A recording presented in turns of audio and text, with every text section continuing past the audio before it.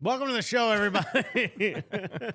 I mean, Alexis he's the one who hits the button to go live. So you never know. But could you imagine that if I just randomly hit the air horn, it wasn't because we're live?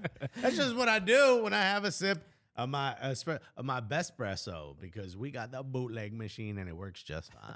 It sounds like you're saying best espresso, but that's not what you mean. It's best espresso. Best. Oh, that's the name of the brand. But I had to get it. Because it's basically like, it's essentially the Cooligans espresso machine. Because they're like, oh, y'all got Nespresso? Well, we got the best espresso. And I'm not making that up. That is the machine we got. Shouts to Best Espresso. Yo, send us some money, Best Espresso. You know, for all this delicious free advertising. Bro, who else talking about y'all? All right, everybody. What's good? How's everybody doing? As if they can answer back. You know, they can, because they're in the chat on YouTube. Tell us in detail, please, in the chat. How you doing? Yusuf said, was that the record button pressed? I think maybe he saw you hitting the button. He saw me. Yeah, the button was pressed by me this time. Did he have to point it out? The answer is yes. Yes. But I did do it. Alexis has, I mean, you know, a peek behind the curtain. Alexis, he does the thumbnail. He does the description, the tags, the posting, the tweeting. Okay, all right. It's not that much. Relax. The kid was gonna minimize my activities here. It's that, yes, and hit the record button when we start. Right. So I was, hey, look, 9 out of 10. That's an A+ in most schools. And I still got to remind them about the record button. That's all I'm saying. All right. What's he do? Look pretty before we get going. You know, all these cameras and lights and everything gets ready. It's all magic. Oh, Nobody knows. Hits a couple of switches. If my life was that simple, just hitting a switch. But instead, it's a button you got to hold. It's like the largest button on the machine. Right. But what are you going to do? All right. Maybe I'm getting distracted by the best espresso. Sam Perman said, we got to get more MLS chat GPT jokes. Sam said on TikTok yesterday, when I posted the clip, he was like, yo, we gotta make this a regular segment. So Sam wants more chat GPT. Dude, okay, but just because one guy wants it, do the rest of the streets want it? Okay, so I say we ride with Sam, all right? Sam knows his stuff. Okay. Phil Sarama, shouts to Phil Sarama. You know, well, I'm not going to say who he is, but I'm not going to say what he does. Should I say who he does? I don't know. I have no idea. Why are you even bringing it up? It's just a person in the chat. You don't got to give him you don't give the social security number. He said baller jacket, but also that's my kit plug, bro. Your kit plug. All right. That's my kit plug. Shouts to Phil, bro. My kit plug is worldsoccershop.com, everybody. Yeah. Worldsoccershop.com. Wait, hold on. They already paid us. The check is clear. Michelle says, hi. Hello. How are you?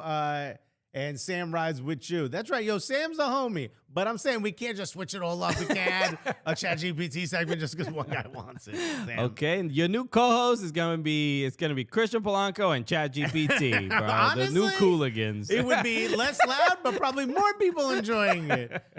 We got a new one in the chat. We got a Lone Star Striker says, what's up? Wow. It sounds like a FIFA Ultimate Team name. Is this Weston McKennie's former teammate? Well, Phil, hook me up since you're the kit plug, all right? Hook everybody in the chat up. Do you know how easy it is for you? They make a billion mediums all over the world. Oh, they got to get the special, special stitching for you? Double XLs. They're like, we need a bigger table. Phil finds them, bro. Nice. Okay. If anybody wants to know how I got to 300 kids, Phil is a significant portion of that. Which, by the way, I think I'm going to give them all away. Wow, what are you, Mr. Beast? I think so. They were like, can we make someone see for the first time? We're like, how about I just give you a kid? What an incredible level of charity. I think I might give Alexis cleans out his closet. He's like, I'm such a kind human being. Honestly, bro, I have given away 7 bags of clothing and 5 suits. And I gave half of it to my aunt, which means is going to Cuba. Okay. And she gave some to the neighbors who are Guatemalan. Shouts to the neighbors. They're always doing the cookouts outside. And I'm like, yo, hit me. I'm not like these people. You know, I'm one of the cool ones. I don't yell. You don't see me a lot. So she gave some to the Guatemalan folks next door. And then the rest of it, there's a church in Brooklyn that'll pick it up. Okay. And it goes toward the suits, they said, go towards people who are have recently lost their jobs so that they can interview. And I was like, bro, let them know if they need my help. You have some interview tips? Tighten up that resume. Be like, what you mean you didn't work at Apple, at Google? Bro, they laid off 1 billion people, bro. They're not going to look for you. They ain't even going to notice that tattoo on your face, bro. Don't even think about it. The truth is, and look, I was in the corporate world. We don't look to see if you lied on your resume until we trying to fire you, my G. Oh, my goodness. All right, everybody. What's good? Hello. It's the Cooligans, buddy.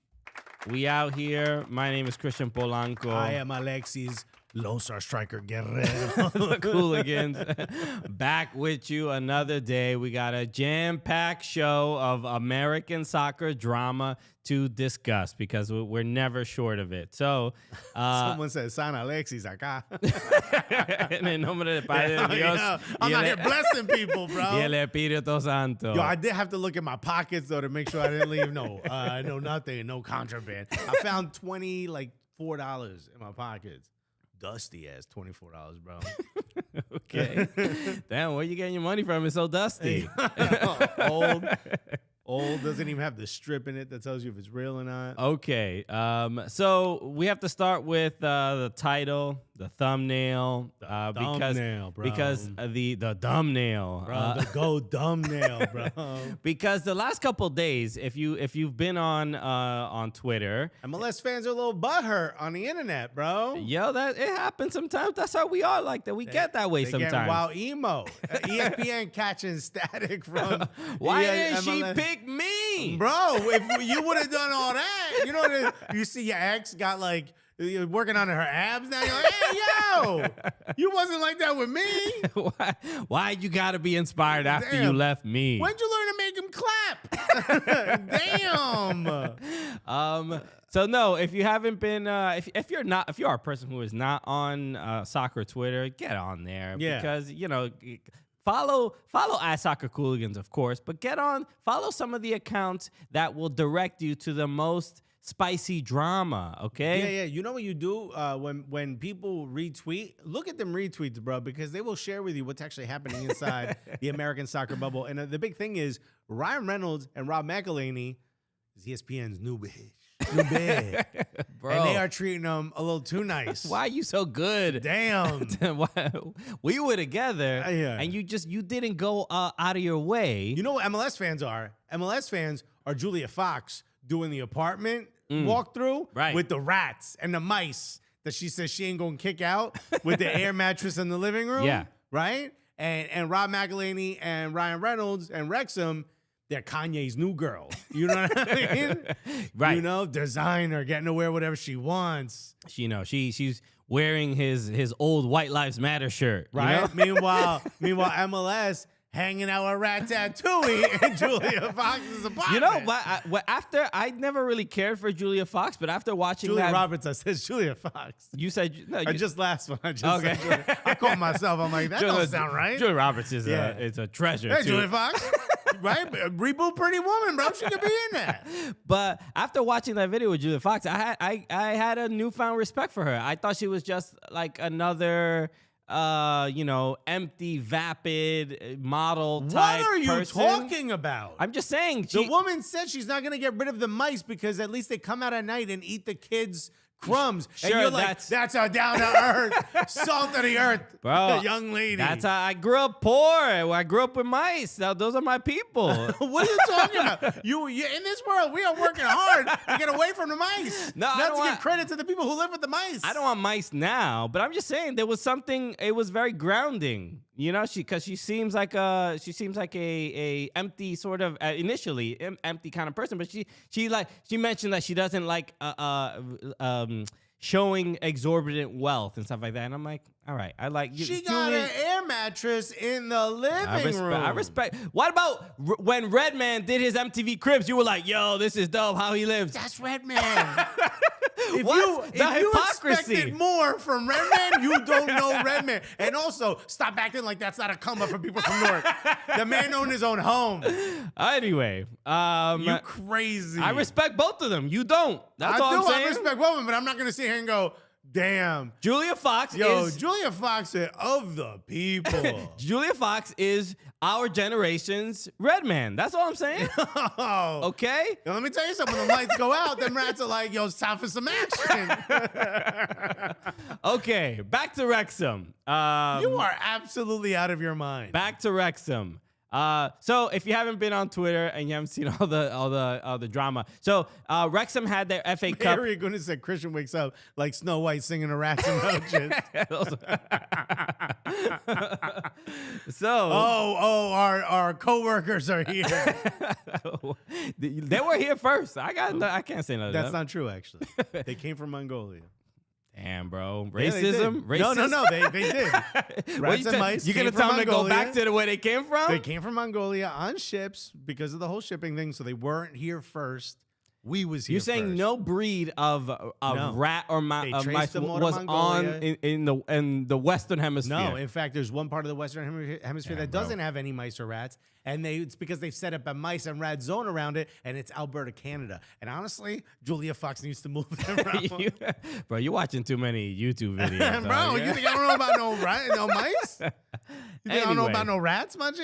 Anyway, somebody striker said it's Julia Box. But see, that just makes it into like a Pornhub thing. But it's still kind of funny. You're doing it? You're But like, I don't mind it. I don't mind it. We're having Julia fun here. Socks. Julia Socks.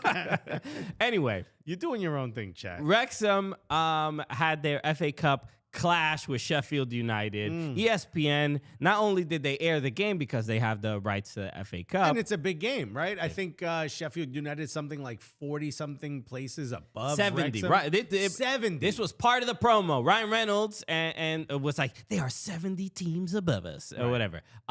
With his legs crossed. Okay, yeah. Always, doing it. perpetually. He was doing the promo as Deadpool. It was great. Right. What is Deadpool? The blind one? Deadpool is not the blind one. He's the funny one. He's the funny one. Yeah, you know who it is. If you No, know no. about rats in Mongolia, you know exactly who gotta be Deadpool honest, is. Deadpool, I know he's got 2 sticks because of the photos. Yes. So you And know who it is. So that's stop it. acting like you don't know who it is. He got eyes covered. We've done Who's it. the blind one? Someone's blind. It's Daredevil. How? He also wears red, does he not? He also wears red. Anyway, Salt of the earth. knows about Mongolian rats. Doesn't know about the 2 of the biggest brands how you in not know American how you not know where history in the rats last come from? 40 years. These anyway. are our enemies. How do you not know where they come from? You got to know your enemy, my G. Okay, so Wrexham has their match against Sheffield United. ESPN does a huge promo. Rob McElhenney and Ryan Bro, Reynolds. they're on everything. They're part of the broadcast. They were on the Eagles coverage for whatchamacallit. They went. They interviewed Rob McElhenney at the Eagles tailgate. Okay. They were showing it in the background. He had like a whole tailgate section where we were showing the Wrexham game. So they What is that? The link? Were they playing? Yeah. Are you gonna yell at me for that too? I don't know the link. No, it's all. I'm only not gonna judge you on your rap based knowledge. Okay. I will go to Mongolia and put them in your apartment, bro. So they do a huge promo for this game, and they obviously But it's also never ending. I mean, at halftime they got Alexis Nunes sitting in the owner's suite with Ryan Reynolds, bro. They put people on planes, dude, because of this game. It was everywhere. Right. And I was watching this and saying, well, of course. You got 2 superstar owners. It's a cool story. The show's doing really well. The show's on FX. That's owned by Disney. Disney owns ESPN. Why not use this as a promotional? Every time they cut to commercial, there's a commercial for, what is it, Welcome to Wrexham, the name of the show. Right. It was a never-ending, just a cycle of promotion for something they own. And so- MLS fans did not see it that way. Yeah. So in and of itself, it's fine. They need to promote the big game, the big FA Cup match. Obviously, and they have this popular show that a lot of Americans love, so they're gonna lean on that to get more people course. to watch the actual team and watch the actual Also, matches. if Ryan Reynolds calls you and says, "Yeah, I kind of wanted you to make a big deal about this," are you gonna be like, "No"? I hate to break it to you, that's the state of media nowadays. When somebody with if somebody with 1 more YouTube subscriber than us calls us and be like, "Yo, I kind of want you to talk about it," we're like, "Hey, bro, have you seen Mr. Beast making people not blind anymore? I should have given him my suits." You know. So no, they obviously own the rights. They're like, all right, let's make this a big deal, and they invested time and money into promoting this game. And the main they made point it seem like it was the game was taking place in front of the Hollywood sign. You know right, what I mean? So and not in downtown Wrexham. You know, which Wrexham is obviously in Wales. But they yes, and that was basically it. The MLS fans, several people pointed this out on Twitter. It's just like, all right, ESPN really making a big effort into this. They had the rights to MLS. How come they didn't do this even once while they had the rights to MLS? I'm sure they did it once or twice, but I don't think they've ever had this much fanfare. You know what I mean? Around MLS. And I think that's the part. But also, MLS that didn't have a successful reality show on FX. You know what I mean? That you could kind of tie into. And I honestly think that if people are going to go like, oh, you never treated me that way, how come you didn't treat me that way? Mm-hmm. I'm a fan of insert club in MLS. How come I never got to see this kind of stuff? It's like, well, I mean, how many celebrity owners are there really in MLS? And I think that's why most people make such a big deal about Inter Miami. But I think the real failure here is MLS not seeing sort of the forest through the trees. And y'all should have had, there's so many great stories you could have done a reality show on. Imagine they did a reality show on anything. Let me just pick something at random. Oh, I don't know, 2 Latino comedians that do a show about you. I mean, we're just tossing it out there. It's almost as if we might have even pitched this idea. It's almost like you could just call it. It's the Cooligans, buddy. That's a great name for a show. That's a good name. And if only we had sat in front of the MLS people and said, hey, this is a good idea. Well, that's been I think some people are upset that ESPN will go these lengths to promote this game for a team in like the 5th division. Right. But it's a cool story, though. It is a cool story. You got 2 celebrities who buy this team in the middle of nowhere. No offense, Wrexham, if you're watching. None of us knew who you were until this. Look at Colo Blanco back in the chat for the first time in, 17 years? How long has it been? Colo Blanco is, I think, 45 years old now. That's how long it's been. This was part of his 7th grade. He helped us out. What's good, Colo Blanco? OG. I think the real issue with this conversation, because the conversation was emotional for some, a little emo, a little, oh, you never treated us that way. I get all that, and I understand the sentiment. But this whole conversation on Twitter really took a turn when the Pro-rel nerds showed up. Oh, boy. And when they stuck their thumb into this bruise. They lifted their glasses up and we're like, okay, we got actually and that's an interesting point because the people are essentially saying that the crux of the story, and if we're just talking about forget sport, the story in itself of Wrexham is the fact that they can get promoted and win and be in the Premier League, and we've heard the story. It's a common story. We know it. Yes. But it's maybe to some Americans it is so foreign that it makes it despite all the odds and blah blah blah, and it can be inspiring. Maybe that this is where people are being critical of MLS and simply saying MLS is not good at telling stories, and they can't. They're good at suppressing stories. I don't know about that. I mean, come on. No, I mean if the I don't know, the main focal point of the story in football or soccer is that you can get promoted to the 1st division. The whole point of the show is to try to get them out of the National League back into the FA or the Football League. Right, but even still, like, doesn't even that story get boring at some point? I mean, no, because the stakes keep getting bigger. Speaking of Lone Star. Big stakes. Okay. Hey, Nico Guerrero. Hey, your brother. We were just talking about you yesterday. What's going on, baby? I think the stakes get bigger. If they're in League 2 next year, which they are now top of National League. Why do I know that? Because there's a successful reality show, and I look it up. Also, people ask me about it. I gotta be honest. Chris Scopo is a good example of someone who started liking football or soccer during the World Cup, and he was like, "Hey, did you hear about this Wrexham thing?" Right. Chris Scopo is a comedian. If you don't basically know. Yeah. just imagine a character that got kicked out of Sesame Street because they were too much like a talking garbage can. That is Chris Scopo. If you remember the video of the waist. the garbage man throwing the bags like and not missing, Mm-hmm. and they called him like the Splash Brothers or whatever they called him, the Steph Curry of garbage. That's his company. Yeah, That's the company he works for. This guy keeps asking me about Wrexham, so I've had to like look this up a couple of times. So I'm aware of where he is. He's not asking me about he's not asking me about the Vancouver Whitecaps, and that's not to say the Vancouver Whitecaps aren't important. That's to say no one has invested the time to make any club in MLS seem more important than how we just see them because we love them and find them. Do you get what I'm saying? Yeah. So why isn't there a reality show about some of these young Latin dudes that are at NYCFC? Or why isn't there a reality show about the front office at New York Red Bull? Why wasn't there a reality show centered around saving Columbus Crew? Why isn't there a reality show about what's going on with what's happening in Austin right now with Claudio Reyna changing positions and stuff? Why aren't there reality shows about this stuff? And it's not like you got to find a place to put it. YouTube happens to be right there.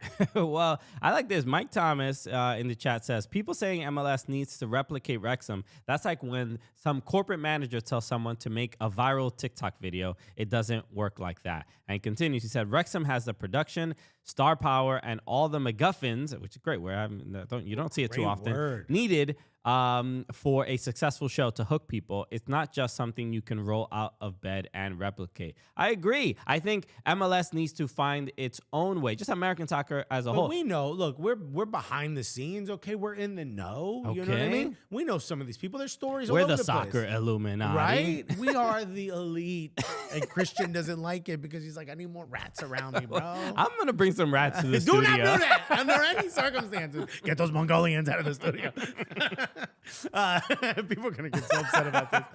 Though the point I'm making is there are stories everywhere, bro. Like we've talked to players and they talk about how difficult it is sometimes to assimilate to a new city or, so on and so forth. Remember when we had Daniel Shallowy on during, I believe it was COVID. He was like, might have been the first guest we had. Like, at the lockdown. Second. Second. And he talked about like, now he's in this big empty apartment and he's like learning to play board games and stuff and trying to find a way to assimilate more into the culture in the U.S. and in Kansas City.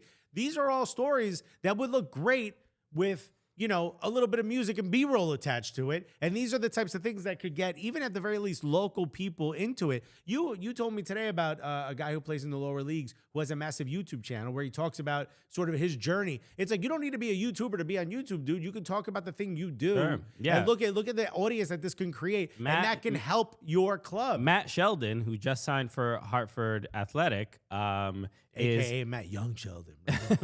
he does this YouTube channel called Become Elite, and it's great. And he kind of does that. You follow his life, his journey in being a professional footballer in the United States, and all that stuff. Okay. Youssef Ricard said, Red Bull reality show where they just drop off a foreign player in Newark and see if they can get out.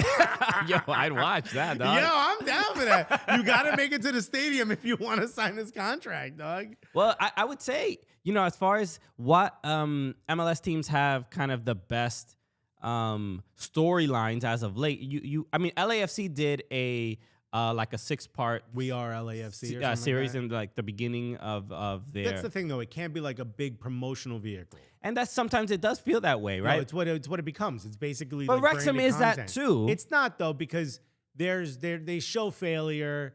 They show the fact that the owners don't really know what's going on all the time. They had that one awkward episode about hooliganism. Like they've covered some of the things that they've covered fans saying like, I don't know about these two. Eventually it all gets spun. They own the thing. They're like, why am I looking bad in this? Change episode 8 immediately. Yeah. There is to some degree that, but it's not just hey, let's make a corporate branded content. No, I know that. It's not that. But at the end of the day, it is that. Yeah, that's all I'm saying. There's a right way to do it and a wrong way to do it, and we've seen a lot of wrong ways to do it. Correct. And it's just we know that the corporate sort of, using this documentary series as a promotional tool, which tends to happen a lot in American soccer, is not the way to captivate people into like, I really need to watch the sport. And Welcome to Wrexham does that in a way that not many they show you old pieces of media can. Yeah, that's the way to do it. There has to be you gotta tug at the heartstrings. You and I need to pitch Je suis Impact. Now, everybody buckle up for this, okay? Bro, just how the devastating loss of the brand that was the Montreal Impact. We get famous Montrealians like Celine Dion and Kate Renata. I'm trying to think of another one. I don't know anybody. I've run out of famous Montrealians. Who's famous from Montreal? I Bro, don't know. somebody put in the chat who famous from Montreal. There's a lot of Canadian, like Jim Carrey's Canadian. Bro, he from Montreal now. I don't know if he's from Montreal. Anyway. Le Jim Carrey. Bro, we need to do something. Look, people are talking about MLS F1 series. That's not a big promotion. They got people trying to beef with each other. They got manufacturers, having petty press conferences because one team left them, and they got people looking for new jobs. It's absolutely riveting. It made people care about racing in America. Sure, but I would say, simply put, in all or nothing within MLS would be great. Would be amazing. And I don't know why we don't have that or haven't really had anything like that's that in depth. But we need it. We need it. We just like Hard Knocks or whatever. There has to be something that can connect fans with a club, with a sport, with a particular player that becomes like meme fodder and all this. And not other just that, stuff. the emotional, I think his name is Paul Mullen, the striker for Wrexham. He wore special boots to honor his son, who was just diagnosed with autism just before the match, or at some point before the match. I'm not sure exactly how long. But we as fans of the show saw him moving to Wrexham and talking about his child, and his child it was either about to be born or had just been born at that time. So I have a much stronger connection with this, and seeing the tweets with a photo up close of his boots that he wore and what that means, it kind of hit me a little bit deeper, because I had seen this reality show. So I've seen what his wife looks like. I've seen his wife holding the baby. I've seen the inside of their home. You know what I mean? Not because it was on the show. I was happened to be in Wrexham. I looked through the window. What are you going to do? No, but at the end of the day, you have a much stronger connection to these people as human beings, and not just a number on the back of a shirt. That's not happening in MLS. Unless they're putting that on their social media themselves, these players. We're not seeing that. So at the end of the day, I don't think this is ESPN's fault for promoting a product that their mothership owns that's doing well, that seems smart, right? I don't blame them. What I blame is MLS not seeing this and go, how do we duplicate that? How does Apple TV Plus now duplicate what's happening Well, do you think if MLS had promotion relegation, do you think that is the thing that triggers people caring more? You have to make emotional connections to the thing you're watching. No longer is the badge over the heart enough. And we've seen this from... What is W12? Well, thank you for the super chat, but I don't know how much.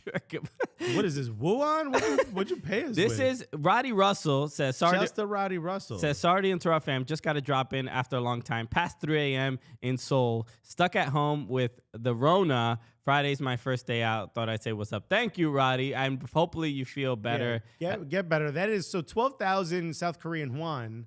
Not Juan. W-O-N. No, it's Juan. It's Juan. What a Juanito. That's a lot of Juanito right there. That's so, abuelo. That is $9.73 American, dude. Thank you so much. All right. Please feel better. Splashing cash. Bro, you might need it for the boop boop, bro. I don't know what goes on out there. I mean, people are calling it gully bucks.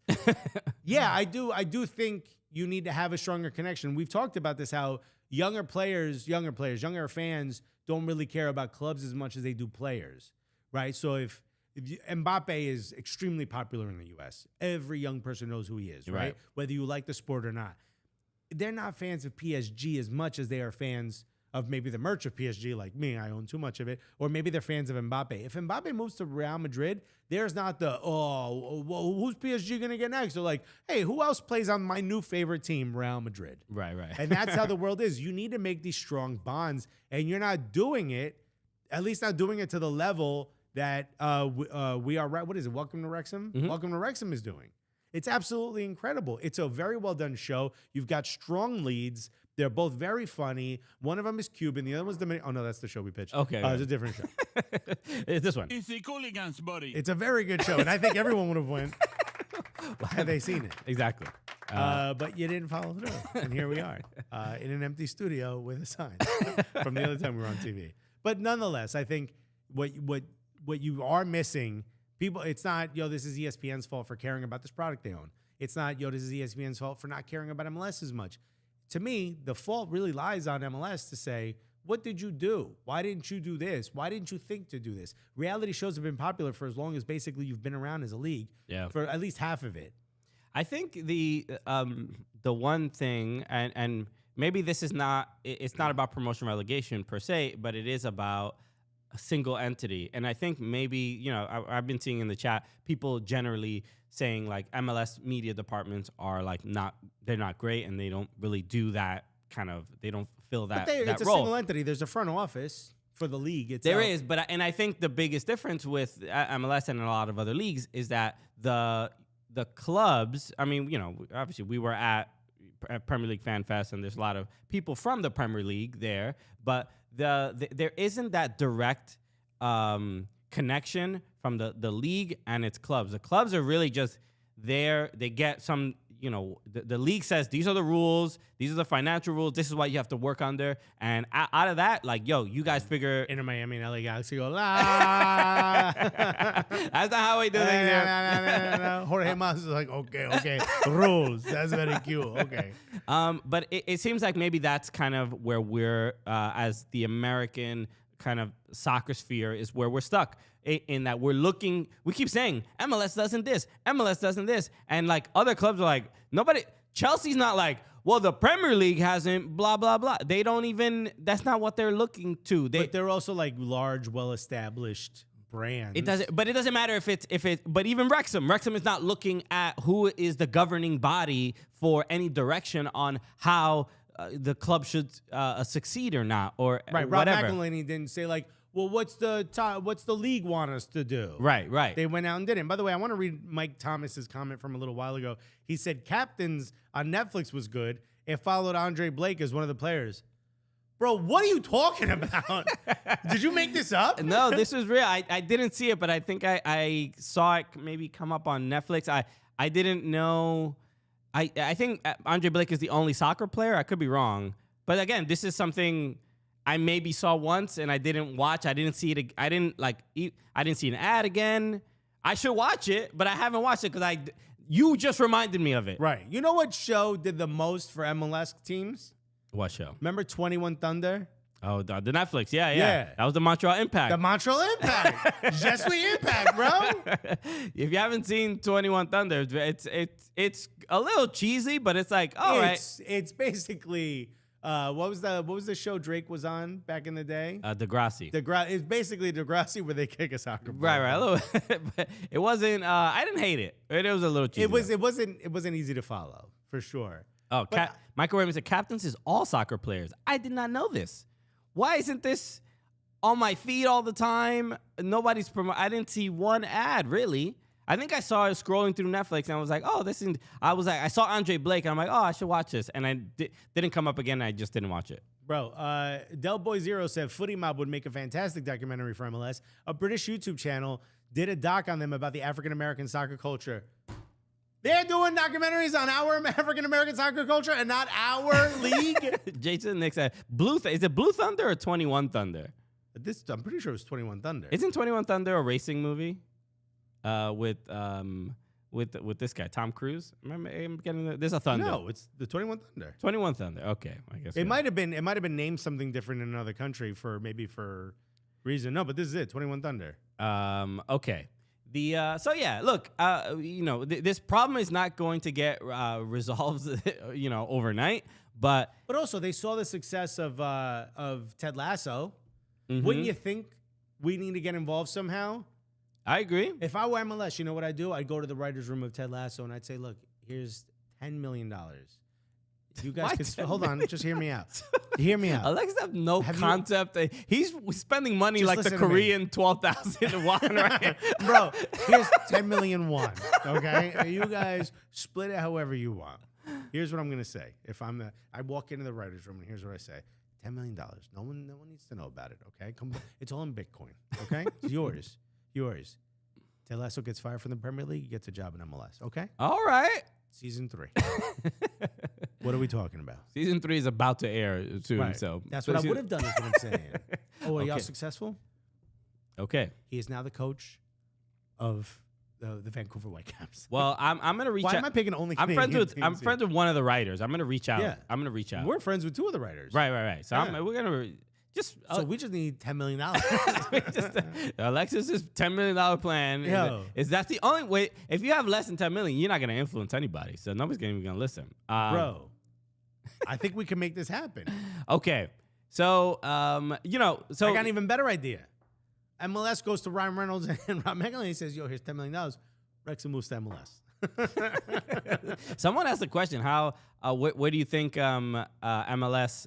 Where do you think Wrexham finishes in MLS if they were playing in MLS? Where do you think they'd? I mean, you would imagine last, right? They would have to be last because they're a national league. Right. Yeah.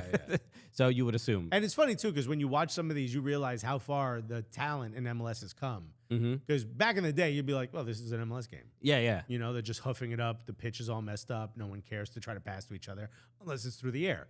Now I'm like, oh, this is nowhere near as good an MLS team. But the fact that they tied 3-3, the game itself against Sheffield was actually wildly entertaining. Joe Whitlock said Alexis's rap name is 12,000 Juan. The fact that the game ended 3-3 and it was a pretty entertaining game. They will have a replay, I think, tomorrow or really, which is good for them. It's good for them. They get that extra money from the replay, and if they win that, they go to Tottenham, which I would love nothing more. Imagine Wrexham defeats Tottenham. I would love nothing more than to watch Wrexham beat Tottenham. But the game was entertaining. They were leading 3-2 into like the 80-something minute, and then Sheffield scored late in the game. No, like 90 plus 5. Right. Literally at the end of the game. And so heartbreaking. And you saw Ryan Reynolds, kind of ecstatic and then devastated. And then Did you see his wife? Blake Lively, she had sent out I don't know if it was a tweet or whatever, but she said, I signed up for ESPN Plus so I can watch my husband go through in unbearable anxiety live. Yeah. So Yeah. I mean, I'm surprised you didn't have it before. What? Yeah. It seems like a good roasting each other group. Couple there. Fairly affordable. Ben Skolnick said 10,000 lines versus Wrexham. 10,001 is kind of a dope rap name. It is, bro. They came up with a good one. So yeah, look, it's working. I mean, I don't know what I'll say this. There's a lot of people doing a lot of work to try to help grow American soccer, and I don't want to. You're listening to 2 of them. Exactly, and we don't want to be dismissive of that. It's not. Is it? There's other people are gonna have wins. Forget all that. I mean, we don't have to sit here and cushion what we're saying. We've been nothing but complimentary of this league. We've always said when there's opportunities missed, and this is one of them. And ChatGPT hasn't been that complimentary, but that's on ChatGPT. ChatGPT got a problem, bro. We can't control AI, all right? No, I can't control Allen Iverson. Neither can you.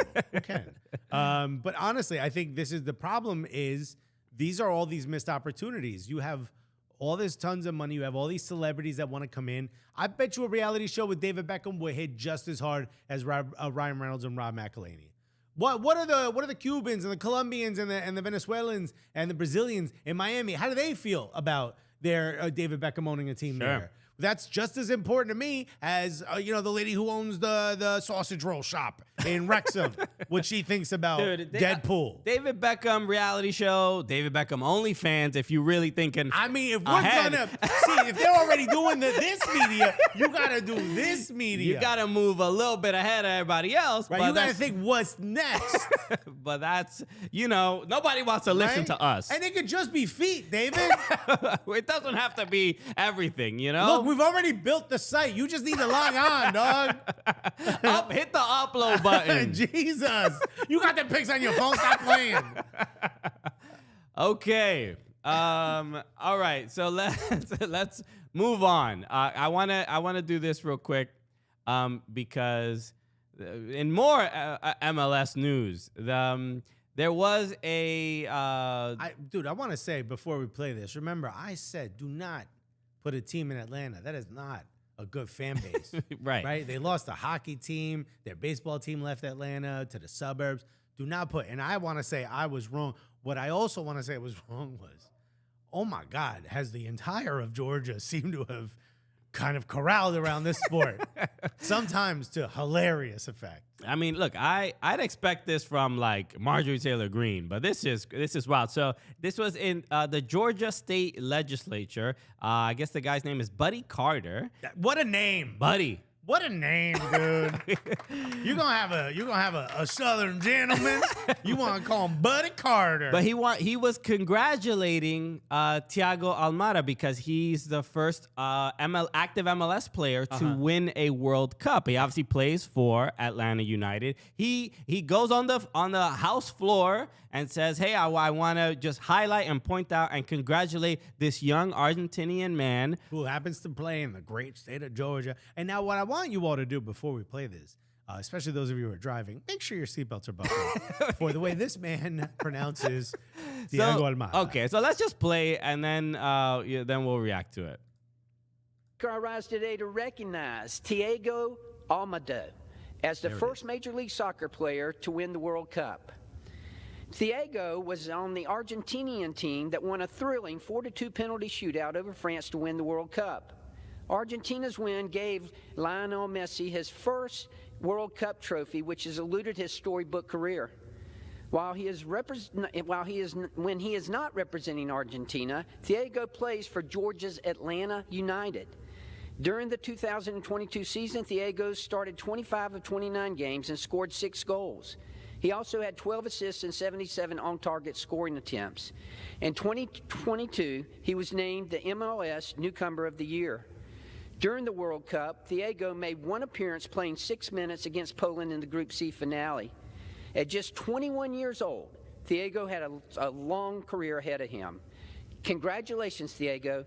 Mr. Speaker, There it is. And let me tell you something. You know, when you become friendly with someone, they start to say your name, a little bit relaxed, maybe even give you a nickname.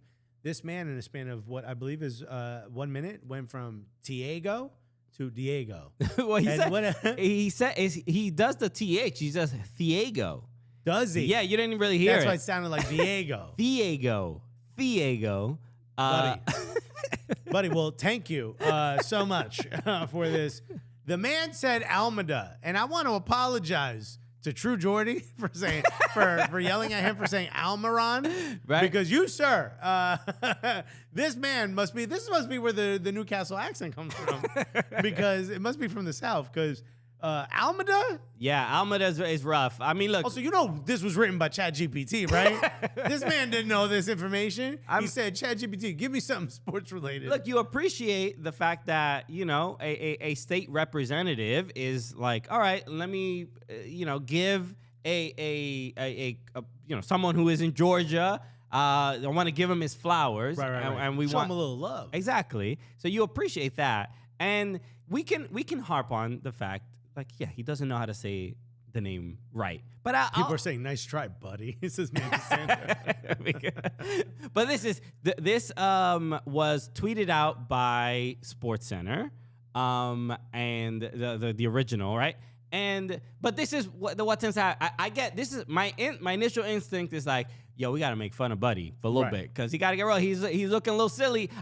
He took that step forward. He did. He tried. Yeah. You know, and for someone from Georgia, where it's all my Georgia Bulldogs and Roll Tide or whatever they say. That's Alabama, but so for him to hook 'em horns. Let's go, all right? Whatever you say. Okay. But for him to do this is a bold thing because this is to the other. I don't know if he's Democrat, Republican, or whatever, but we know the state of Georgia politics right now. We could make a guess.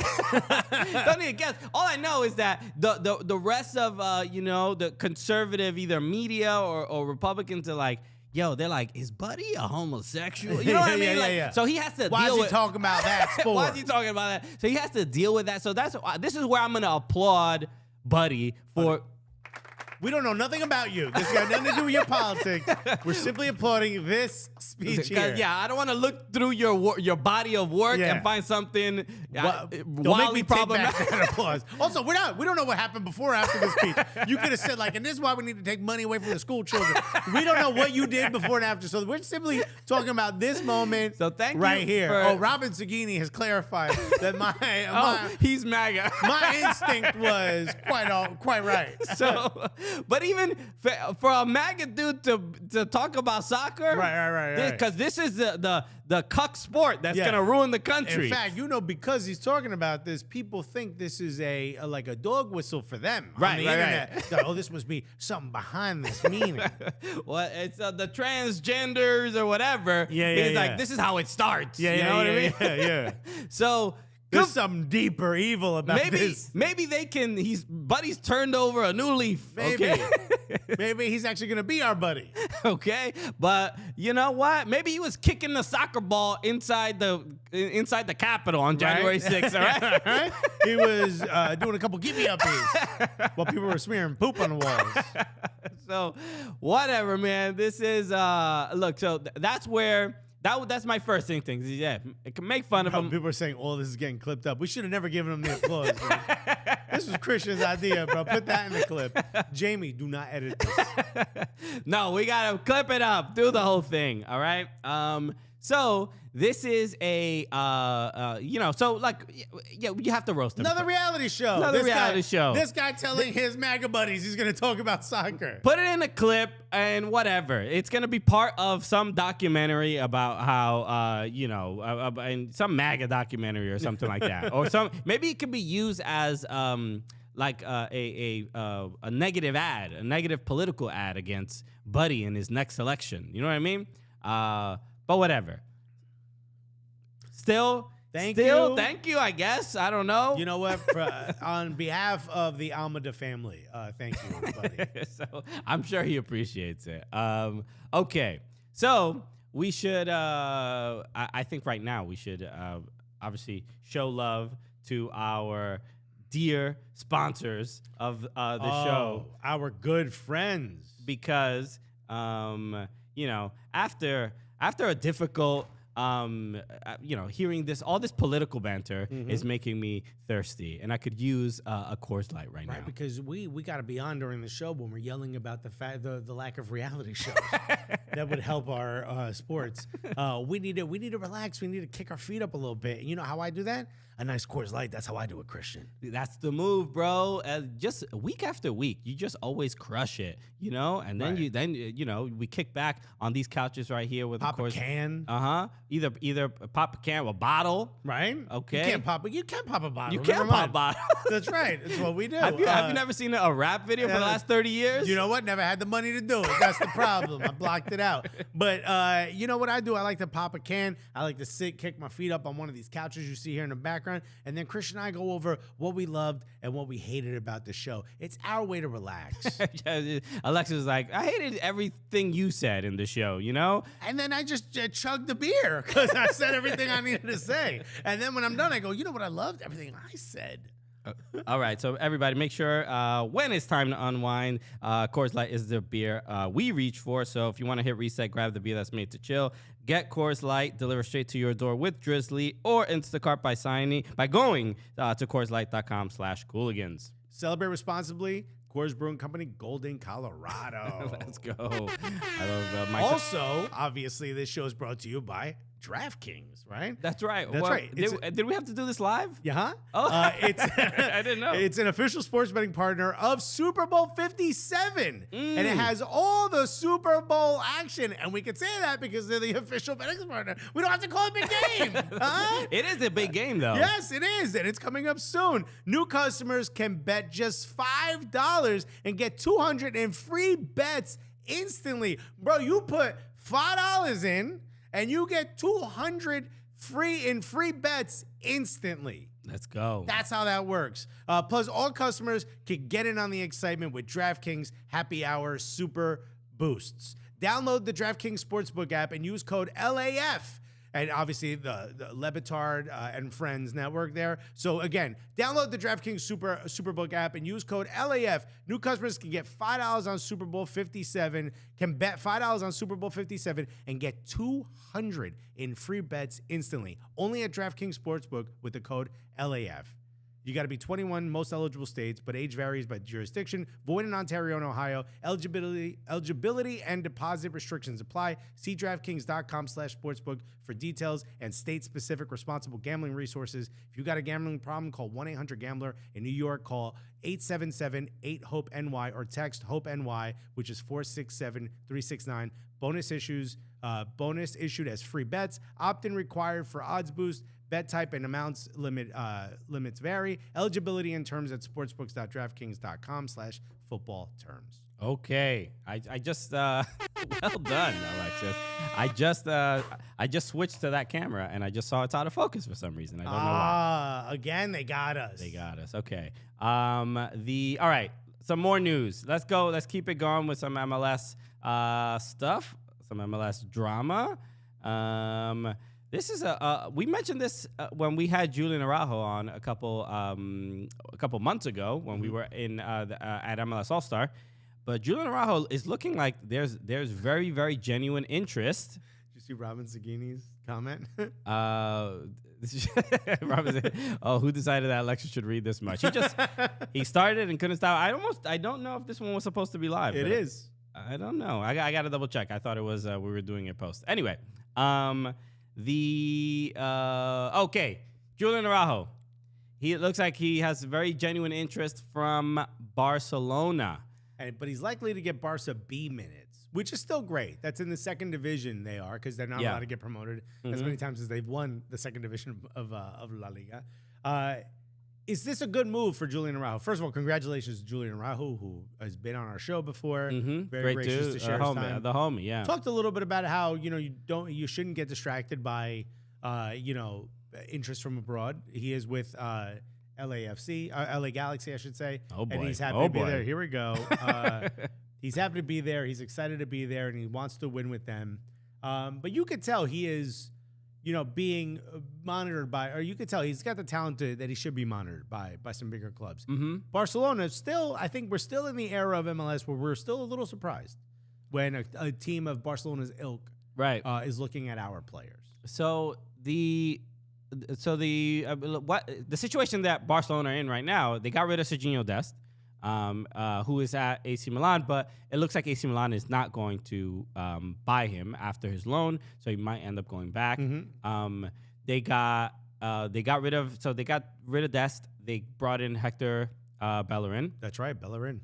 But who doesn't look like he's going to stay. He's not really playing much either. No, and I think he wants to go back to Real Betis, where his family's originally. So they say, I think the word was he's getting interest from Sporting Club Portugal. Okay. And then Barcelona's also Dani Alves, who we haven't spoken about, but he's in the middle of a very serious allegation. Very serious. Yeah. And it looks like he's been dropped by all of his representation, the club. Yeah. So I don't know. Isn't he at Pachuca? He's at Pachuca. No. Yeah, he's at Pachuca. Oh, I thought he was still at Barcelona. He's at Pachuca. Pachuca dropped him. Okay. So when it comes to right backs, there's not much, they don't have many options. So and the interesting thing here is that Barcelona B, who's the head coach of Barcelona B? Rafa Marquez. Really? Yeah, so Mexican international legend. And obviously Julian Araujo plays for the Mexican national team. Interesting. There seems to be some connection there. So, So I look, if he made this move, amazing. I would applaud it. It was Pumas, not Pachuca. Pumas dropped him. Thank you, Colo Blanco. Okay.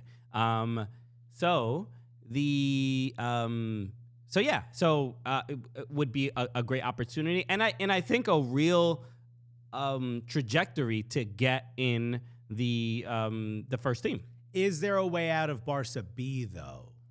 I would assume so, because they don't really have. Who's the last person that came out of Barca B? Lionel Messi. I don't know. I'm sure there's players that make it from Barca B into the first team. Last name I don't pay attention to. De La Feo. Okay. That's the last one I can really remember where they're like, this guy's a star in So Barca if B. he doesn't go to Barca B, he can go to another La Liga team or whatever. But also, all I'm saying is that the Barca first team is not just absolutely stacked superstars. No, and if he shows well, there's probably an opportunity that he gets brought up to the main club. Right. Because they need this position. So I get your point. I'm just saying, I would be a little tentative to say, yeah, I'll go to Barca to then play at Barca B when maybe there's another club like an Espanyol or something that probably doesn't have the scouting Barca does and says, oh, Barca wants him? We'll take him. You know what I mean? Okay. Oh, maybe we could go after him. You know what I mean? So I mean, that's the only issue. But it's still, nonetheless, Gavi came from B. Yeah, I would imagine most of their young stars come through B. I'm talking about someone who came through with like this, like, oh my God, you got to see him. There's an American that plays at Barca B now, right? Yes, that is true. I forgot his name. Somebody can maybe mention it. Mine just says, salutes to Christian and Alexis. I'll catch you guys later. Thank you, my brothers. Yeah, cheers, man. Thank you, homie. Yeah, I know Conrad de la Fuente was there for a while, but I think he's still with. There's an American kid now. Yeah, there's a young American kid that is there. So is it the exact move he probably wanted? No, but it's still Barcelona, and it's still a huge opportunity. So I would love to see it, And again, we've had Julian Araujo on our show a couple times. As far as players in MLS who, like, when we see them in public, he's one of the guys that are like, yo, my guys, what's good? He literally always wants to chat with us, and a great dude. So there's a few who absolutely pretend they don't know us, but he is not one of them. But no, so he's good. Yeah, De La Fuente was at Marseille. I don't know if he's still there, but Ricky Puig from the LA Galaxy was on Barcelona B. Hey, man, Puig could be the plug. That's it, bro. Puig could be like, yo, you guys got to see this guy. Okay. Did you hear that Puig doesn't like being in LA?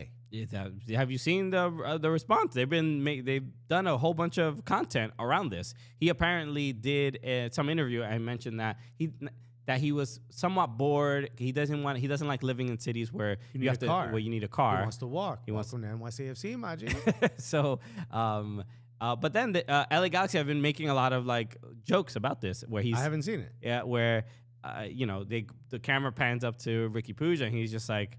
He's like scrolling and he's like, "Oh, I'm having fun in LA," or I'm like basically saying like maybe it was taken out of context or maybe it was misconstrued, but apparently it's not as big of a deal as people were making it initially. Bro, MLS, come on, move him to NYCFC, buddy. You can walk everywhere you want. Giovanni Dos Santos was on Barca B as well. Look, there's plenty of examples, dog. Plenty. All right. I just said, who's the last one you heard? For me, it was De La Feo, which didn't work out at Everton. I think he was with Wolves last I heard, right? Watford. Yellow kid. I wouldn't say it didn't work out. He was an all right player, but when you have 42 when managers, you thought of Barca players going to Everton, you're thinking Yerry Mina was in Barcelona, bro. Yeah, but they have plenty. That's a defender. I'm talking like get rid of this idea that every player in Barcelona is just like God's gift to the world. They're just athletes like anybody else, and they play in a good system. Tim, in my head, you get through La Masia. You're a creative player at Barcelona. You're gonna come in and body it, and that's not let's say sometimes he played a little fail. Wow. Okay. Let's talk about the Club World Cup because we have an MLS team in there.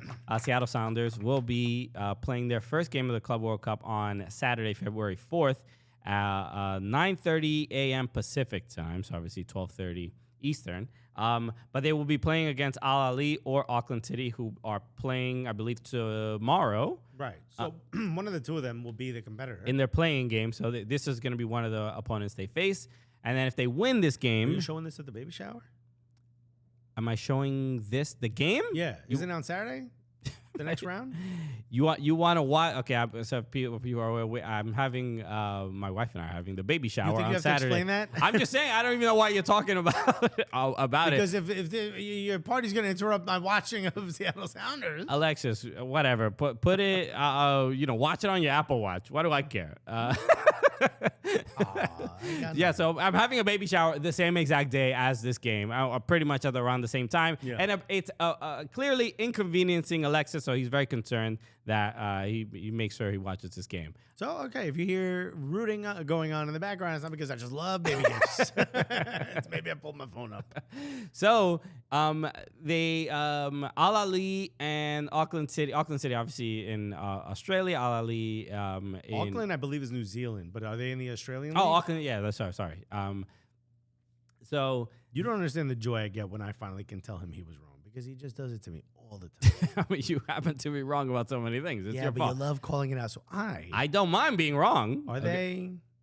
They are Auckland, New Zealand. Compete in the Northern League. So that's different. So they're not in the Australian League. Okay. Oof.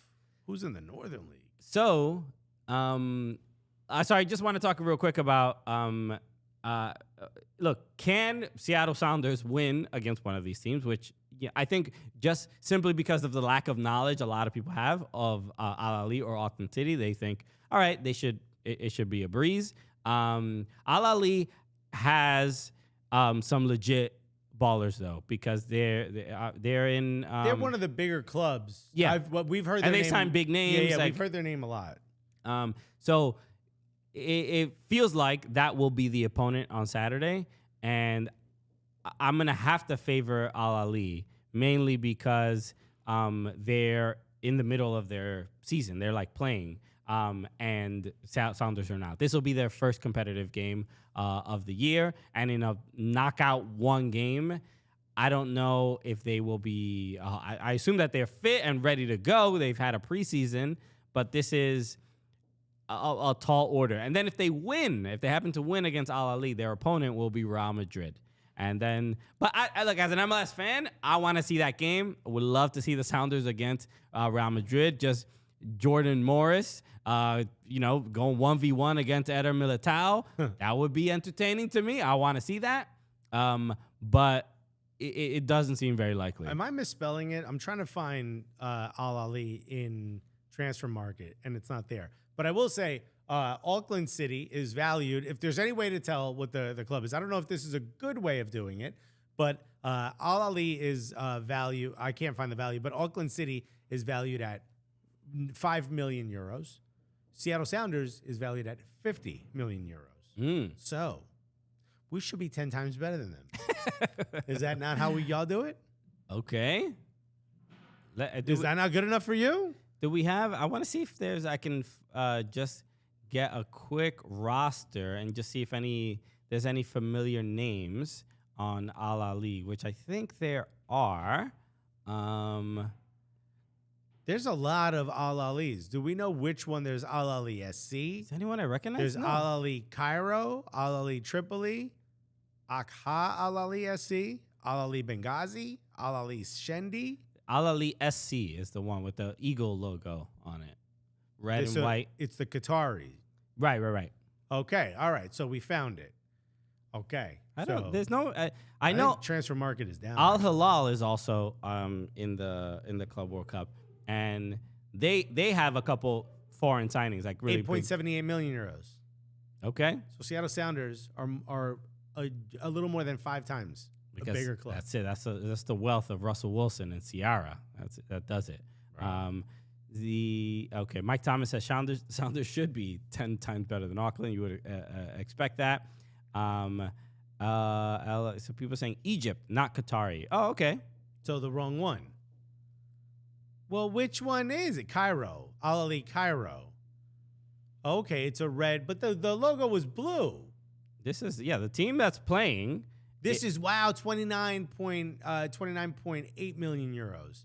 So you're looking at about a little, 40% that Seattle Sounders is bigger than them. That's still good enough. Okay, that should be enough, right? But we'll see. I mean, it should be an entertaining game. I can't watch it because I'm gonna be hosting a baby shower. Buddy, come over to my table. What are you talking about? But I know where to catch the game. What are you talking about? I got you. So, look, this will be the first competitive match for an MLS team. Yeah, they ain't got nobody on this roster, bro. What are you talking about? Yeah, I thought they did. I was just confused then maybe with Al Hilal because Al Hilal has a couple of Brazilian dudes. There's one Brazilian guy on Al Ahly, Bruno Savio. Yeah. But that's about it. That as far as names that I even mildly recognize. So maybe they do have a chance. I don't know. All right, we'll see. We'll watch that game. Okay. All right. So the couple other things I wanted to mention. LAFC's Chicho Arango is now going to Pachuca. Right, which is probably why Pachuca was in my head instead of Pumas before. Right. But this is a move that I think is sad for a lot of LAFC fans because Chicho's been a baller the last couple years. Super important player for this team. Yeah, and I have the tweet up here from Tom Bogert with the announcement, and then Matt Doyle doing the quote tweet, and he says, quote, pretty crazy from LAFC in my opinion, prime age number 9 on a non-DP deal who gives you elite productivity. Guys like that don't come around often. I don't understand this one. And like you said, I co-sign exactly what that says. That seems like a weird, especially for how important he was in their MLS Cup trophy run. Well, Chicho wasn't a DP, outperforming his contract. He wanted a new contract, and he made that pretty clear. Wouldn't you think he kind of earned it based on the way he played? Sure, but salary cap is gonna get you at some point, and your players play too well, you can't keep them. That's generally how it works in MLS. It's unfortunate. You would think LAFC would do what they could to give him more money while keeping him under the cap, but then you realize they do have a very, very strong roster. Bro, didn't MLS get enough money from Apple? Is that you want them to rid of the whole? That's it. I got an idea. You want to keep the DP rule? Fine. How about this? 11 DPs. Can we just move on? Don't you think it's time? It's an honest question. I've got 2 questions for you. 1, don't you think it's time to move on from this salary cap? We're now how long is the Apple TV Plus deal? 10 years. Don't you think that's enough time? You got the money; it's guaranteed. It's coming through. Apple's not going anywhere. They got billions in that weird circle building. Okay, they've got a lot. I got to buy another iPhone in a couple of months. They're gonna get a couple more. Okay, don't you think they've got the time? You could do away with the whole cap and let the teams that want to spend, and the teams that don't want to spend. Not spend. Don't you think we can do that? Second question. I don't have to wear a suit to this baby shower, do I? Have you ever been to a baby shower in a suit? Have you ever seen anybody in a suit? I don't in a have to baby dress shower? formal.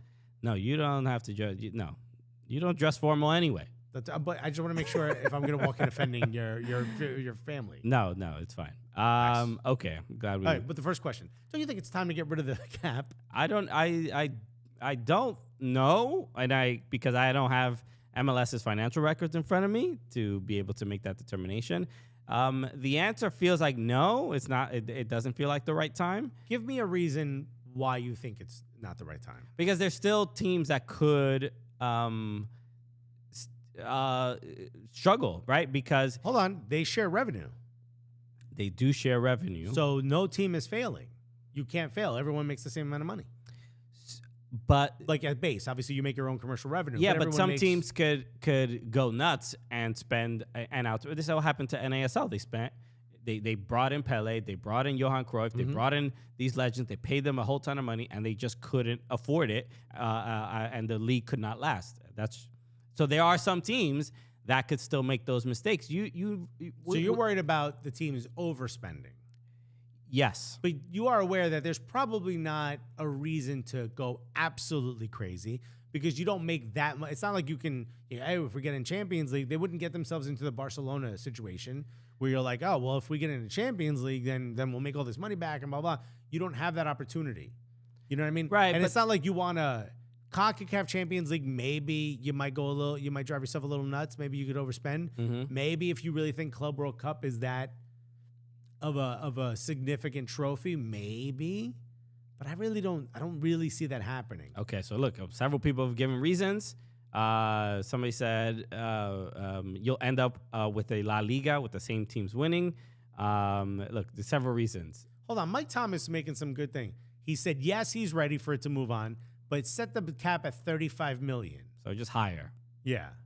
And Two, he said, set a $13 million floor, so you can't spend under $13 million. Yeah. This man has thought this through. Mike Number Thomas three, is the best. Seriously. Number three, get rid of roster designations. Totally don't even know what that means. Number four, make transfer discretionary and not count. DPs, stuff like that. I do know what it means. So then say, Yeah, it's a joke. You're supposed to giggle a little People bit. think that you don't know stuff, Alexis. Let them think that. Then they get surprised when I say something smart.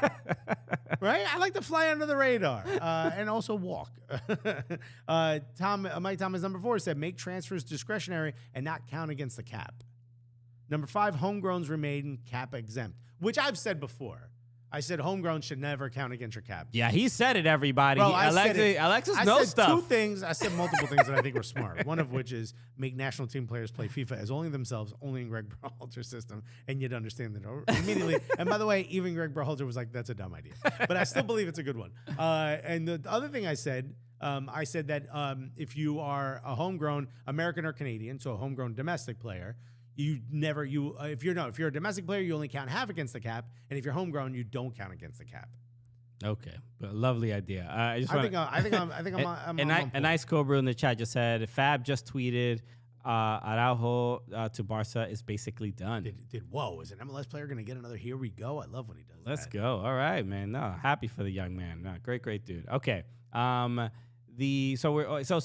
Look, as far as the salary cap, it's I do think it should be raised, but to get rid of it entirely, human beings are the people managing these clubs. Human beings will make mistakes that could put the club and just the business of the club in jeopardy. And we've had GMs and people, presidents of teams on this show who have essentially said, like, when I got the job, I needed a little bit of like a handbook. There's a lot of rules here. I don't know what the hell's going on. And that when you have people who don't know exactly what the structure and the system is, they're going to make mistakes. And if you take all the guardrails off entirely, you're at the risk of certain clubs folding. Okay, but then when you look at situations like LA Galaxy and Inter Miami, you look at teams that just want to make their teams a little bit better. Now, hold on, not spending way beyond their means. They're simply just trying to get better players in the league, and they're being punished for that. And doesn't that seem rather backwards? Wouldn't you want to thank them or congratulate them? It's an accomplishment to get great players in this league. I'm not going to applaud them for breaking the rules that Forget they knew breaking the rule existed. part. But yes, the sentiment is they're trying to make their club better. They're trying to win. They're trying to get better players into this league. It makes it more exciting. That said, I mean, not that Blaze Matuidi's making anyone sign up for Apple TV Plus, but nonetheless, you're trying to get better players in. Isn't that something that we should congratulate, not something that we should admonish? You appreciate the sentiment, but again, MLS has already been through this so many times, and They ain't never been through this. They have been through teams folding. Chivas USA, the Mutiny, all these clubs. Those are badly run teams, and Mutiny and Fusion come from an era. You don't think you can't have another badly run team? You need the reason. That's not the argument I'm having. I'm not saying there are badly run teams who are propped up by this single entity system because we do nothing. It's Brian Regan's joke. If I play the whole game, I get whole snow cone. If I play half game, I get whole snow cone. Right. If I play no game, I get whole snow cone. I shouldn't play no game. I get whole snow cone. It's the same thing. You're going to get the same amount of money because you have the single entity system. So if you are insert club you're all thinking about here that barely does anything, you can sit back and just go, hey, get a couple academy players in here, get a couple guys that have been around the league for a while, let them run out. Maybe we get a good run in the playoffs. We make the same amount of money as everyone else. Not that that's a bad thing. I do think the single entity system has its merit for sure, right? It's helped keep this league alive for a long time. I'm starting to feel like maybe, especially with this Apple TV Plus deal, doesn't it feel like we're at that moment where, hey, we really don't need all this extra stuff? I don't. AM and GAM and TAM and all these things, they're great for when you want to build the league in a certain way. But I think now we're at the point where people understand how to build this league. It's like, yo, let them go run a little bit with this money. And that statement right there, you just said we're at the point where people know how to run this league, and that is completely incorrect. You don't think we have smart smart people We have running some, these clubs? yes, but there's a lot of teams. There's more teams than But they're other not gonna leagues get- even have. They're not going to get relegated. These clubs aren't going to go into But administration. that's you don't know that. You don't. I mean, with the rules that are in place, that has prevented that from happening, which happened regularly in Major League Soccer. I never said scrap that. I said scrap the cap. Which is a great rally call for this. And if I was... No. We let's started say- it. You didn't say, let's get rid of the salary cap exclusive. You were like, let's get rid of all this stuff. I meant salary cap. Okay, I'm just And saying there's- designated player and all that. there's Let ru- them spend what they want to spend. It's not going to get rid of the single entity system and all those other things. I'm not Those sa- you could work on. At some point, I think we can get there. Right now, I don't think we can because we've spoken to people who don't even know the rules right now, and they have jobs in And if- Major League Soccer. But what you're talking about are like cap and roster rules. Yeah. And I'm saying there's no more. Now you know everything there is to know. And if you remove those rules, you put people at the risk of either overspending, mismanaging, and if they don't have that oversight because they don't have the experience necessary to run a club and keep it up and keep the business afloat for a long amount of time. So then you're never going to do it because That's you're not- never, hold on, you're never going to be inspired to hire the person that has the experience and yada, yada, yada, because you don't need it. Now, we're all in the same situation. Everyone, tomorrow, Don Garber and Tim Cook come out and say, hey, no more. Go ahead. Have fun. Forget the salary cap. Obviously, there's still single entity rules, but there's no more salary cap. Everyone's going to be at the same level. Every club is going to maybe be inspired to go find somebody that has managed a club that. How didn't have many those people roster do you rules. think in the world can successfully manage a club and do this? And especially MLS will have 30 teams, 40 teams. There's probably thousands. I would say hundreds at most. And is that not enough? I don't think it's enough. No, I don't think it's enough. There's not enough people You qualified. don't think that there's some people that do a great job of running a club in some country that maybe they were born and raised in, and they're looking for a change of pace and would love to live in America, and you don't think they'd come take that chance to come do that out here? You don't think there's enough people that are in USL that have done a great job of keeping their teams afloat with minimal commercial revenue? USL has rules too. I'm not saying they don't, but I'm saying they've managed to manage a club with. There's no difference between managing something. There's not a huge learning curve to managing something with less rules than there are with more rules. You have to do it you just have to be a bit more pragmatic when there are no rules because there's not a lot of oversight. When you don't have oversight, you have to take the responsibility yourself. Yes. To not put. And you don't think an owner's going to be like, hey, here's how much I can afford? I think you think people are more intelligent than they are, or people are think more you think responsible. People aren't as intelligent. I think you think I don't you're think more there's intelligent enough. than No, other I'm not people. saying because I'm not saying I can do it. I just don't think there's enough people to do what you're But saying. you're saying that from no data. You're saying that without any facts whatsoever. Meanwhile, the rest of the world does it the way I'm suggesting, and they, for the most part, do it fine. A lot of clubs fail. Okay, What? put on your tinfoil hat. I'm How just many saying. clubs? How many clubs can you name that have failed in the last? I don't know. I'll say 10 years. I mean, okay, let's just use examples of clubs making terrible decisions. Juventus, Haven't failed. but Terrible decisions. Didn't fail. that have affected the club Didn't very fail. negatively. But even look at Didn't fail. Look I at can name two. Look at other And that's thousands of clubs all over the world. But all of them have someone that manages them. Two that I know that have failed, and both of them still around. Okay, sure, I'm fine.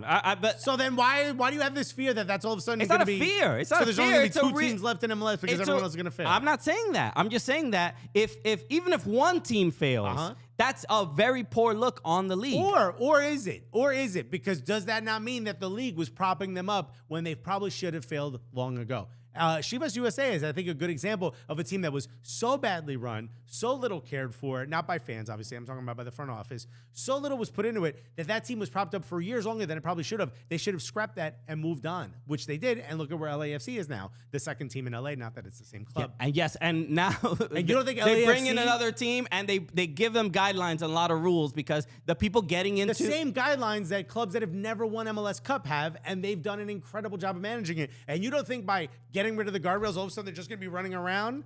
All of a sudden, this club is now way better managed. They're going to be able to. They're going to be able to succeed at a higher level. So look, and I'm not saying get rid of the guardrails entirely. I think there's a compromise, but getting rid of everything is get rid of the cap is what I'm saying. Sure, I would be fine. I'm not necessarily getting rid of it, but I think raising it is the compromise because I think it's too risky, and I don't think that the people that are in place now would know how to responsibly manage every single MLS club to not put itself in danger. It's a competitive without sport. the rules. It's a competitive sport, though. Is that not part of the competition?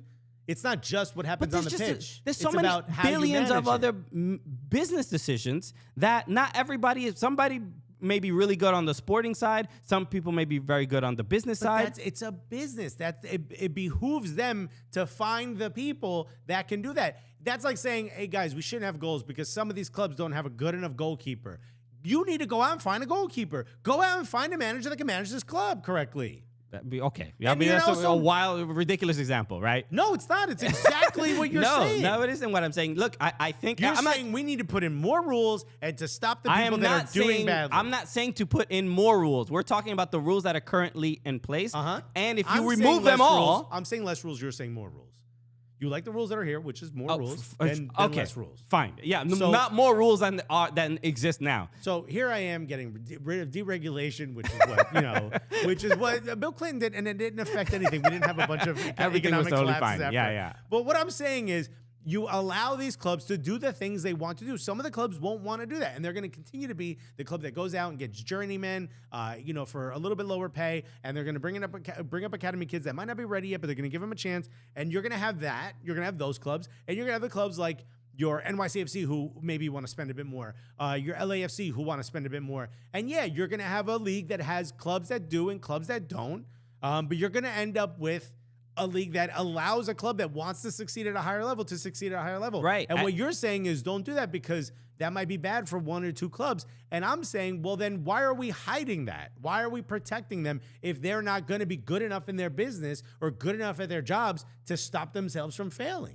That's a perfectly fine perspective. Well, then can we end the show right there? Because it almost sounds like you're giving me credit for something It's I've a said, fine perspective. Which is 7 but years into the show. That clearly isn't what MLS is prioritizing. They're prioritizing. Care what they're you prioritizing. Don't care, but they're trying to prop up every team and every team have an opportunity. That's the American model of sports. In every other NBA, it's like everybody can get a chance to, anybody can win every single time. Right, because America's like socialism in and their it's sport, fine but not in their politics. Exactly. If you don't like it, that's fine. But to get rid of the rules. Baseball has no salary cap. Okay, yes. Baseball is the one other one. Yes.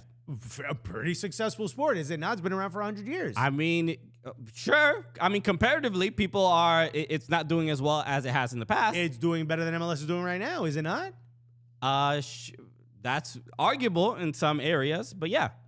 It's regional. Baseball is a regional sport. Like, obviously, certain markets are better than others, but overall, we know where we stand. NFL is the #1 sports product in the country, and it is what it is. So, but that's a whole other conversation. I'm just saying, if you don't want it to be this way, that's totally fine. I'm not arguing that. My point I'm not making is I don't want it to be that way. I'm suggesting that it might be time to start going in that direction. At the very least, getting rid of get rid of the bumpers a little bit. Get rid of some of the guardrails that are stopping some of these clubs from being better.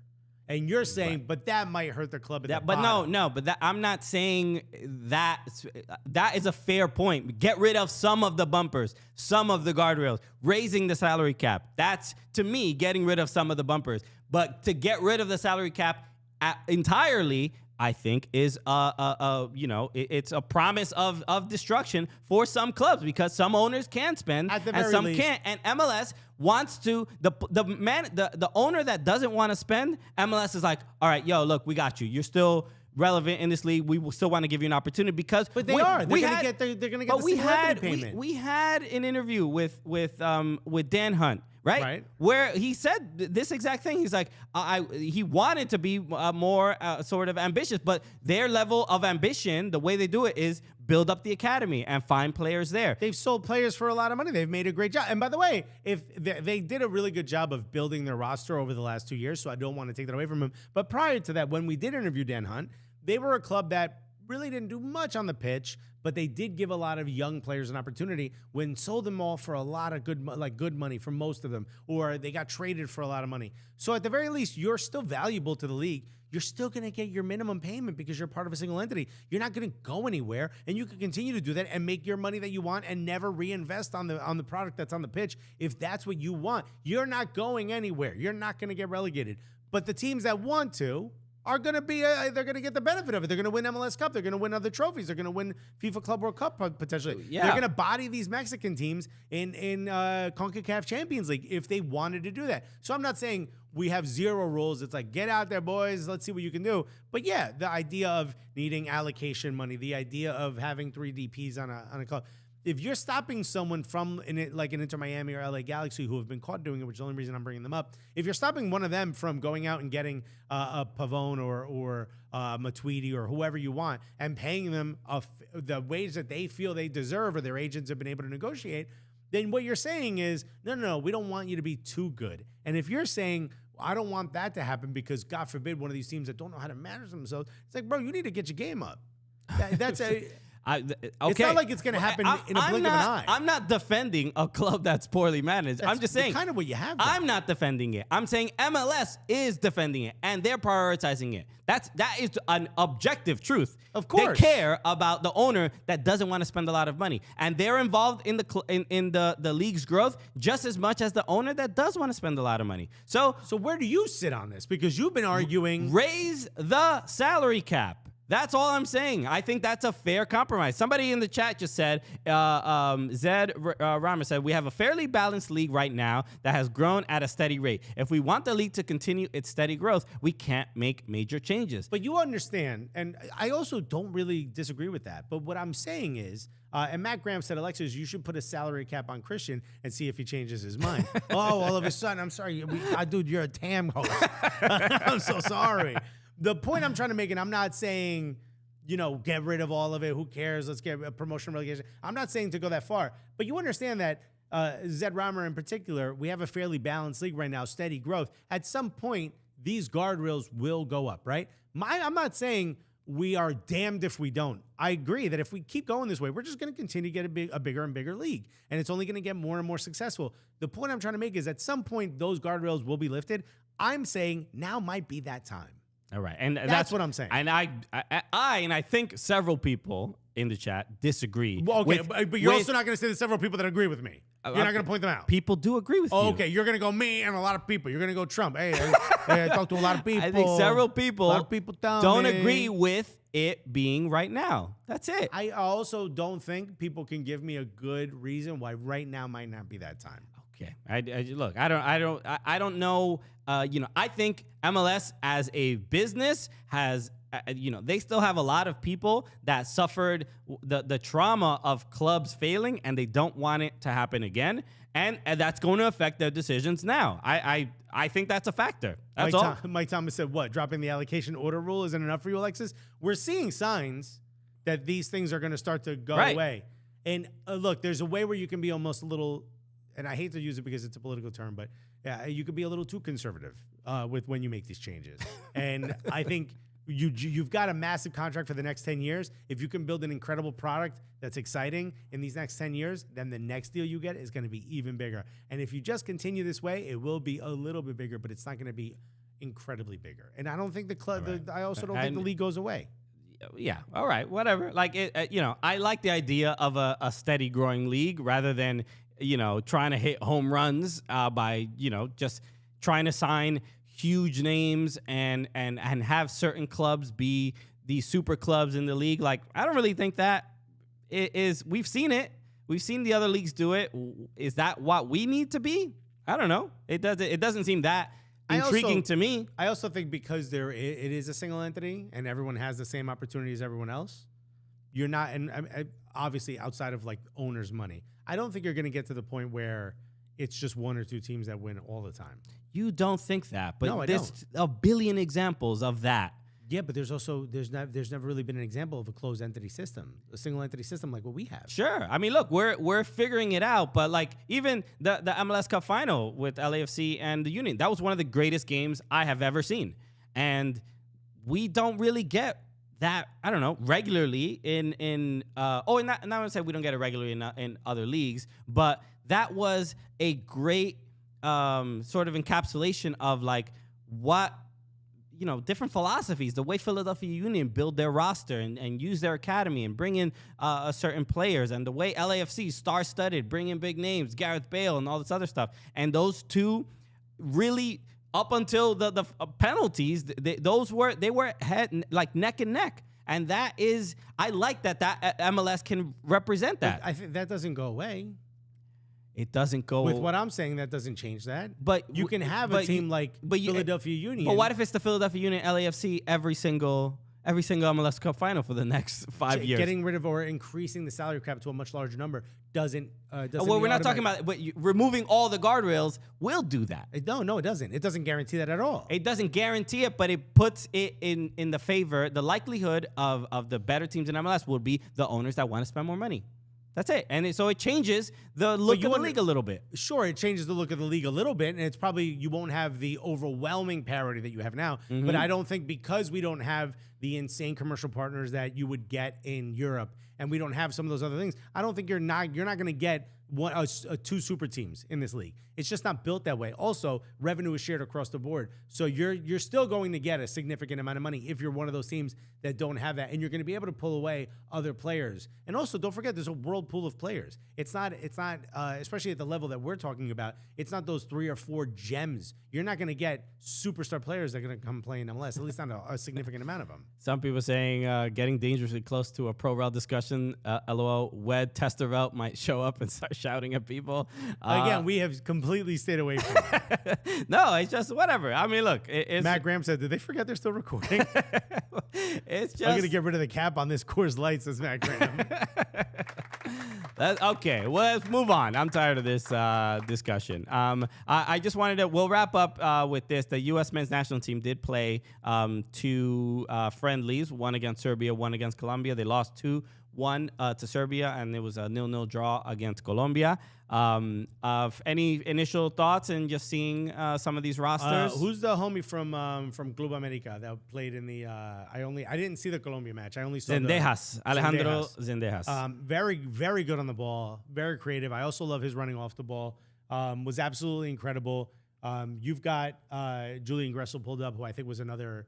You know, I was very interested to see. We talked to him years ago. I'm like, hey, what about America? And he's like, oh, you never know. Yeah. And he brought it up. This one, he was just dating his now wife at the time.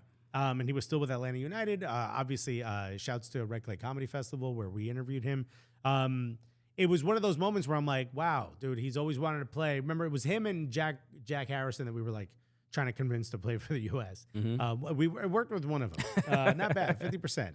So I thought it was absolutely incredible to see him play. I think from everything I heard on the second match, which I didn't get to see, Cade Cowell just balled out. Yeah, he does look more. I mean, he's pretty young, but he just definitely looked a lot more confident. No, he don't look young though. That dude's swole, bro. He's a swole teenager. That dude's got a man face, man. But yeah, Julian Gressel. I do want to talk about him a little bit because he did get the assist on the Vasquez goal. So the only goal in these 2 matches came, from a pass from Julian Gressel. Brandon Vasquez also looks like a pretty good number 9. Yeah, I mean that goal was you're like, oh, use this guy to World Cup. All right. But he hasn't.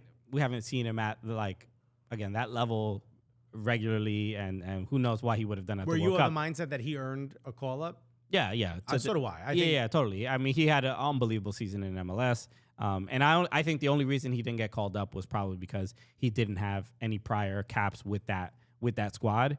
So I think Greg was probably like, I don't want to ingratiate this guy now and whatever. So but I'm gonna do that anyway with Haji Wright. But I thought Julian Gressel played really well. there was this video. I just play a couple seconds of it, but of him, he was asked about what it meant to him to represent the U.S. men's national team. Obviously, Julian Gressel, born in Germany, but came to the U.S. at a young age. He went to college. I think he went to high school even, and went to college. I know he went to college, for went sure. to college at Providence. Right. And obviously, if you don't know, he's also like a legend in like in Rhode Island. People like really appreciate it. He goes, I think he'd gone back, for charity events and stuff that we've been a part of and stuff like that. But it was actually very sweet hearing him talk about representing the U.S. It clearly means a lot. It's been definitely, a long journey, a journey that I've enjoyed. Ever since I first stepped foot into the U.S., I fell in love with the country. And, that's why it's really exciting to be able to represent the U.S. on the field in those upcoming 2 games. And even, my family back home, they're obviously all German and all from Germany. They're very excited. I got phone calls, I had a really cool conversation with my grandpa, for example, who was a huge soccer fan, obviously, and a huge fan of mine. And he, I could really hear how proud he was in his voice and how excited he was for me to have this opportunity that I've worked hard for, and to kind of get rewarded that way is awesome. And I'm certainly going to enjoy it just as much as I'm going to try and obviously do. So, cute. It was cute. Yeah, I thought he was going to say something. I'm like, why is he playing this? But then I was like, oh, yeah, it's nice. It's like, I don't know. I was watching it, and I'm like, Julian, and we know Julian. He's a great dude, and he's been on the show a bunch of times. And but I saw it, I'm like, and there wasn't anything like sensational or anything cheesy, and it was just like, yeah, it's like, you think of even his German family. To see their son and turn brother and and their country side with the ally. Wow, what you just put on that family, on that man's family. No, but it was beautiful to see that because I know, even though he's he just became a citizen, I think like last year, but I'm sure it makes his family very proud to see to see a family member. He gets to represent represent the U.S. But really dope, and he played really well. Outside of was it the first goal that Serbia scored? The wall that fell apart. Yeah. He was on the wall. I don't know if I don't think it was his fault. Yeah, felt like it was more Zimmerman. Right. But still not great to see. The other in the second game, I think my main takeaways were. Matthew Hoppe started in this game, and he, bro. I know it was 0-0. How did he look? He's okay, but I think he plays a little too selfishly. There was one moment, and I don't remember exactly what part of the game it was, but he got a great ball, a great pass, and all he had to do was lay it across. It would have been a tap in for Paul Arriola, and Matthew Hoppe took a shot and hit the keeper like right in the chest, and it was just like literally even on the broadcast, because and our homie Cal Martino was the announcer on TNT, and he was just like, I can't understand why Matthew Hoppe did not pass that ball. That would have been a literal just tapping open net. It'd be a blooper you'd see forever if he missed it. Yeah, I would say as far as the striker discussion and going forward, Matthew Hoppe did not impress at least to me. Did Joe Scally get on? I don't remember him playing. I don't think he was called up. Because I thought he did get called up. That's why I asked. I could be wrong. I know Paxton Arrington played in both games. And Paxton, I thought he was getting kind of bullied. I've been seeing this a little bit. I wouldn't say he's not necessarily that small a guy. I mean, you've seen small physiques in midfielders all the time, but the difference between him and Brendan, for sure, is no, you're right. He didn't get called up. Tolkien played. Yeah. I thought he was. I thought he could have been a little bit better too. He looked a little kind of out of place. I think that's also there's going to be a little nerves, little cobwebs you got to shake. Yeah. And both the teams were good. Serbia and Colombia were pretty good. But Paxton Arrington, I thought the main difference between him and his brother is like Brendan really knows how to avoid contact. He can technically he doesn't let you put he doesn't let you put your body on him. Right. And Paxton is not really there yet, because there was a Colombian midfielder. I forgot the dude's name, but the dude was, he looked, I don't remember his name, but he was like 6'2", 6'3". I think that's Campuzano. And he just was like, little boy, you are not ready for that. No, there was a lot. Put me down. Paxton he committed a lot of fouls. He got fouled a few times, but the game seemed a little too physical for him. And yeah, my main thing is like, he shouldn't even be in those situations. He shouldn't be bumping with anybody. He should be dribbling around people faster than people. But we've talked about this. I think the main difference between, and they get compared a lot because they're brothers, but to me, the main difference between Brendan Aronson and Paxton Aronson is like a bit more of a forward than he is that sort of creative midfielder that just wants to play the ball. He's got his eye on goal a little more. So I think he tends to be a bit more aggressive, where Brendan Aronson doesn't mind dancing with the ball a little bit, because he's not trying to get forward. He's trying to make sure he can hold on to that ball so other people can spring, right. Can make their runs. And I think that they're just two different players in that sense. I like them both. And I actually think Paxton will end up being probably the better of the two. We shall see. Right At now, least if you want goals. He is getting beaten up in the midfield. Don't forget what I said until later. Justin Freeberg said Pax got thrown around like a chancleta at a disrespectful young kid. Oh, bro. Wow, dude. He was getting look. He was saying Fuagada. he'll adjust. Sate Tali said, "Have y'all talked about Sean Johnson transfer?" There's a lot of transfers that we have. We went on very long on this whole debate that we missed a bunch of stuff. But it's now an hour 40, so we're gonna we have to end the show at some point. But yeah, obviously pretty devastated. At least we're NYCFC fans. I mean, congratulations, Sean. Great guy. He deserves all the money he gets. Yeah, I'm sure it's his last, maybe his last big contract. So you gotta applaud and then look. I think a lot of NYCFC fans get it. It doesn't kind of take away from the sting. It still hurts. It still hurts a little bit. Yeah. But NYCFC again. Honestly, guys, no salary cap. Let us keep Sean Johnson. NYCFC's roster entirely is gonna just look very, very different. And so they played a couple of preseason matches, and I know they played LAFC, and I think it was a draw, or 1-1 draw, or 2-2. So I mean, based on what we're seeing so far, it doesn't look like it's a huge cause for concern, but it's still we're gonna go to the training ground at NYCFC and be like, should we do like, hey, everybody introduce yourself, because we gotta wear it. Everyone put your name tags on, because I don't know who anybody is. Okay. All right, let's wrap up because we've been going on pretty long today. But we'll be back obviously next week, and I guess we'll talk Club World Cup.